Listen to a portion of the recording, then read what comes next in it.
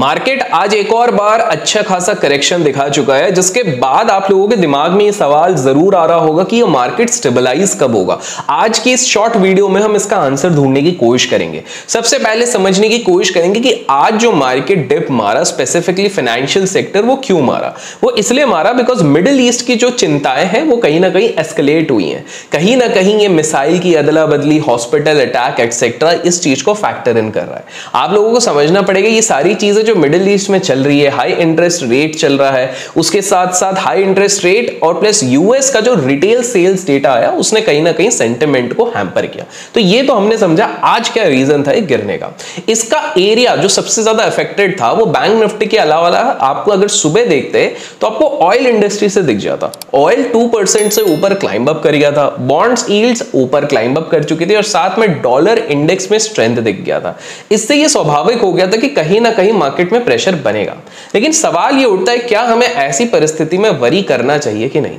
सबसे पहली चीज है, मैं कहूंगा अगर शॉर्ट टर्म की बात करें या एकदम एज अ ट्रेडर मेंटालिटी की बात करें तो आपको वरी नहीं करना चाहिए। या मैक्रो के हिसाब से तो मैं खुद कह रहा हूं, मैक्रो के हिसाब से हालात सही नहीं है। बाय द वे मैक्रो पे मैंने कुछ अच्छे वीडियोस लाइन अप करने के सोचे विद इन अ वीक। थोड़ी रिसर्च चल रही है जिसमें मैं बताऊंगा कौन सा एसेट क्लास अभी सही रहेगा, ये इन्फ्लेशन का क्या माजरा, ये सारी चीजें। अगर आप चाहते हो वीडियो जल्द से जल्द आए तो कमेंट्स में मैक्रो लिख दीजिएगा और इस वीडियो को लाइक जरूर कर दीजिएगा। आप लोगों को बता दूं कि अगर हम इंडिया की बात करते तो इंडिया काफी ज्यादा रेजिलिएंट है at this point of time as compare to other economies. तो यहां पर जो हमारे इंटरनल चीजें हैं वो कहीं ना कहीं मार्केट को ठीक ठाक सपोर्ट कर रही हैं।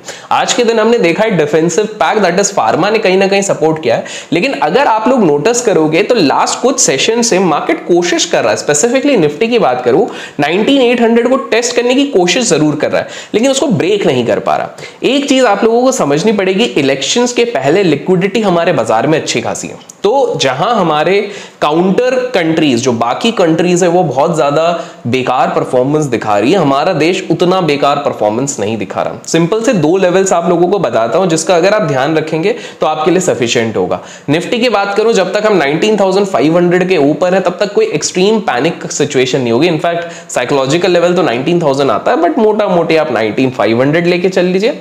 और अगर मैं बैंक निफ्टी की बात करूं तो हाँ, बैंक निफ्टी 44,000 के लेवल से थोड़ा सा नीचे है, तो इमीडिएट नेक्स्ट लेवल 43,500 आता है।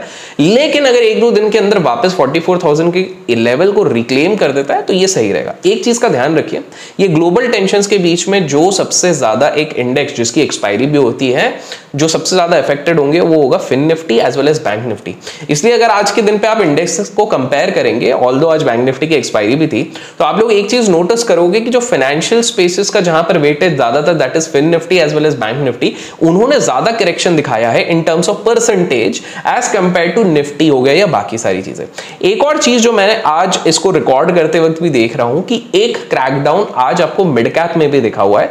तो मैं कहूंगा कि मिड कैप में भी थोड़ी बहुत हल्की पुल्की, अगर आपने बहुत समय से प्रॉफिट बना के रखा है तो हल्की पुल्की आप प्रॉफिट बुकिंग कर सकते हैं। बाकी मेरे हिसाब से कोई एक्सट्रीम पैनिक होने की अभी आवश्यकता नहीं है। आई नो टेलीविजन आपको डराएंगे, काफी सारे लोग आपको इस पर भयभीत करने की कोशिश करेंगे, but I personally don't feel कि यहां पर आपको बहुत ज्यादा पैनिक करने की जरूरत है जब तक 19,500 और 44,000 का लेवल, 44 तो जा चुका है, 43,500 का लेवल जब तक सस्टेन करा।